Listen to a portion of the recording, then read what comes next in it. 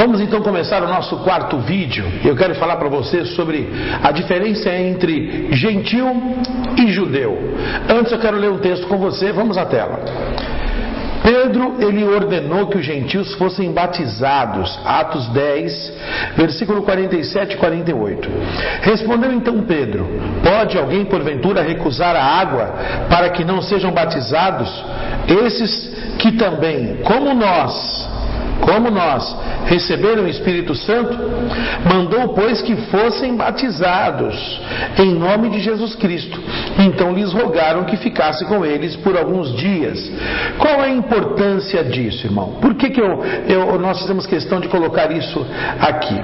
Existia o povo na época, o povo judeu, e o povo gentil. Quem não era judeu era gentil. Deu para entender? Ou a pessoa era judia, não é? Ou a pessoa era gentil, ou gentia, não é? Então o que acontece? Ou era judeu ou era gentil. Jesus, ele era judeu. Os discípulos eram judeus. Então o evangelho lá em Jerusalém foi um evangelho onde Jesus era judeu, os discípulos eram judeus, e ficou como se fosse, olha para cá, como se fosse uma panelinha entre judeus. Jesus judeu, os discípulos judeus, não é? E ficou como se fosse uma panelinha ali só de judeus. E aí Paulo, ele é chamado apóstolo dos gentios, onde ele é enviado para pregar o evangelho para os gentios. Isso é muito importante, não é? E ali o batismo não era só para os judeus. E Pedro, que pregava, não é, para os judeus, agora também falava aos gentios e ordenava que eles se batizassem. Mas o que isso quer dizer? O que isso se aplica ao nosso curso? Todos devem se batizar. Resumindo, é isso: todos devem se batizar. Não importa o seu passado, não importa se você é homem, se você é mulher, se você é criança, desde que tenha consciência, já falamos sobre isso. Não importa a sua nacionalidade, não importa nada. O que importa é que o batismo é uma ordem de Deus que tem que ser cumprida, tá certo? Vamos ao próximo slide. O eunuco creu e foi batizado. Aquele texto que nós já falamos, não é? O eunuco creu e foi batizado. Os samaritanos creram e foram batizados. Então a gente vê gentios, a gente vê o eunuco, e nós vemos então os samaritanos. Os samaritanos, eles eram daquela região de Samaria, não é? Que era a capital de Israel do norte.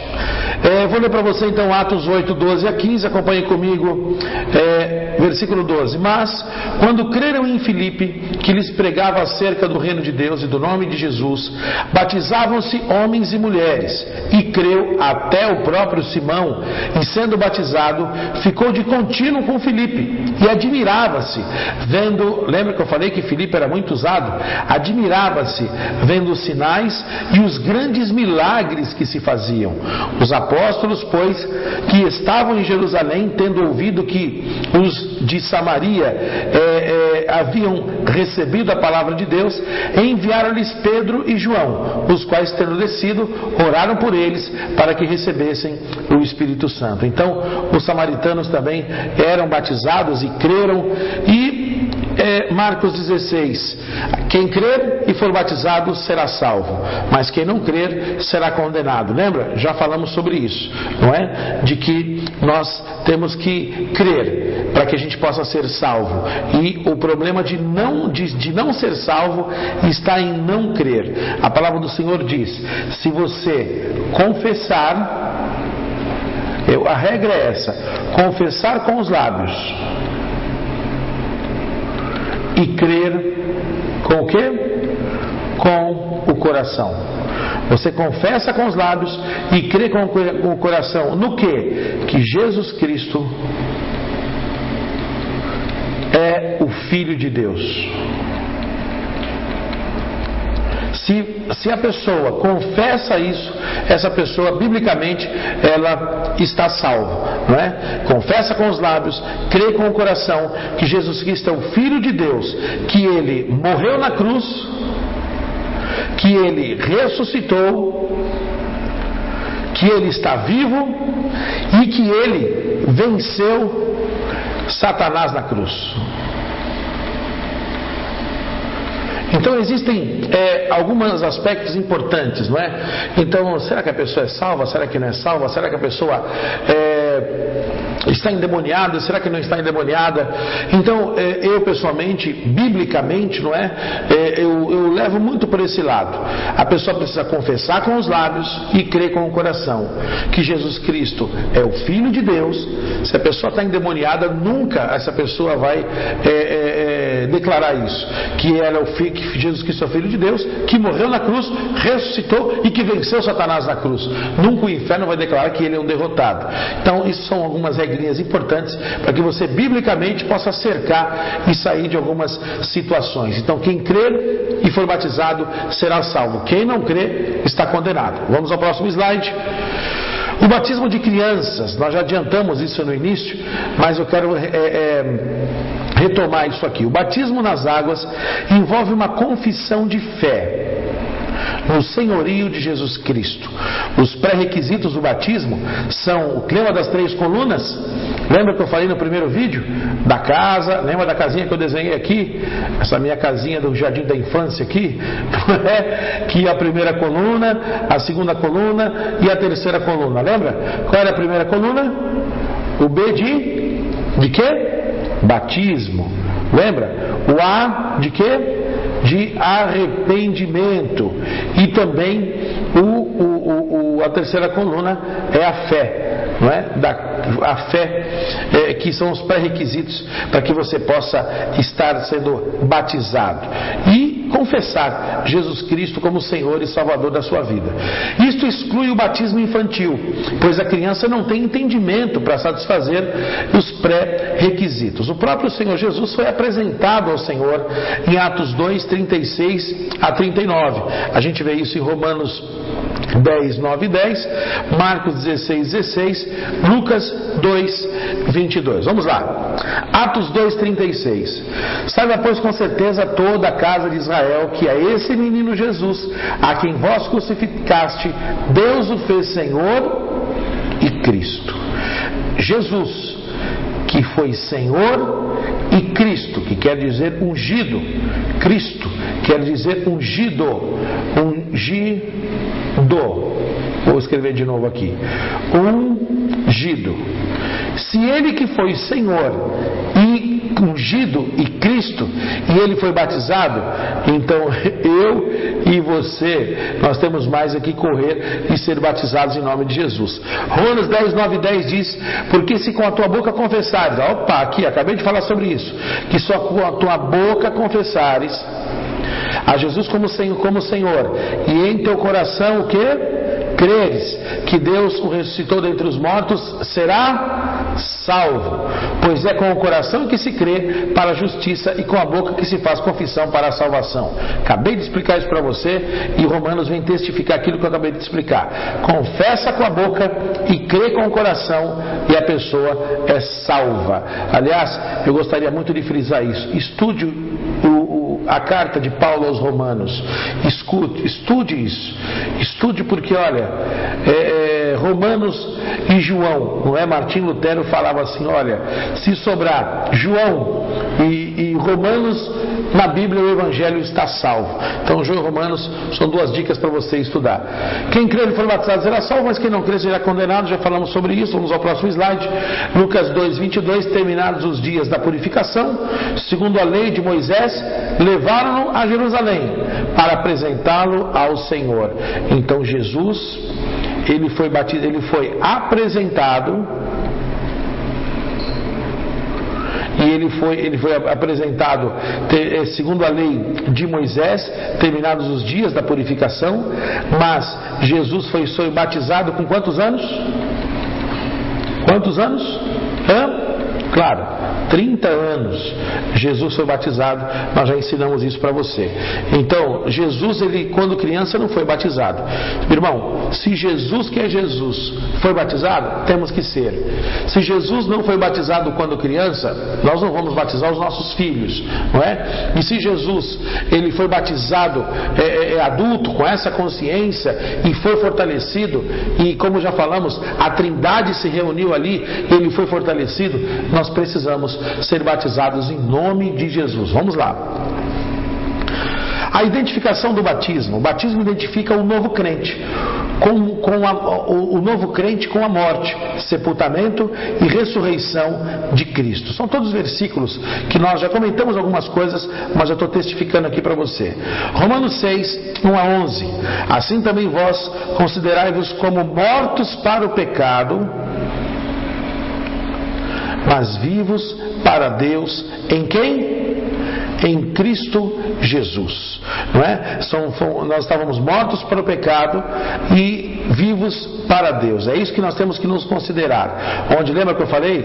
Nós passamos pela cruz, onde o velho homem morreu, aquele velho homem cheio, lembra que eu fiz isso? Cheio de pecados, cheio de mazelas, cheio de traumas, e ali um novo homem começa após a fé em Cristo Jesus, onde nós vamos sendo libertos de todas esses pecados, e nós vamos então sendo purificados por Deus até a estatura de varão perfeito, não é? Em nome de Jesus, que você vai sendo dia a dia.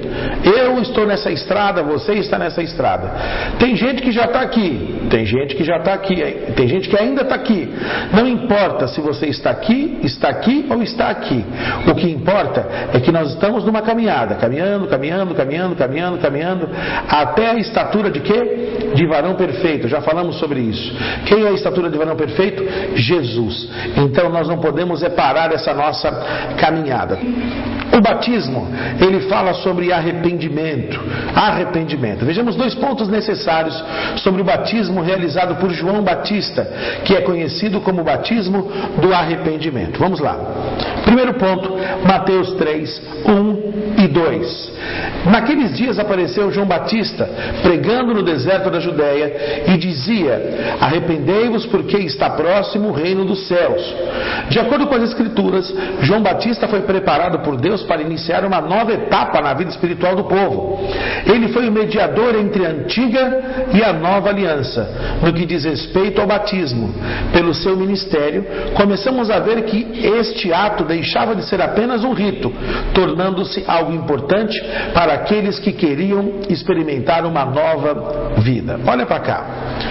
Irmãos, quando você pega a sua Bíblia, entre o Novo e o Velho Testamento, existe uma página em branco. Essa página em branco entre o Novo e o Velho Testamento, ela simboliza 400 anos de silêncio. São 400 anos que Deus não falou com o povo. E isso é uma coisa assim que, imagine, 400 anos. Aqui, ó, não é? Eu estou aqui com a minha Bíblia e eu estou com uma página em branco aqui, ó.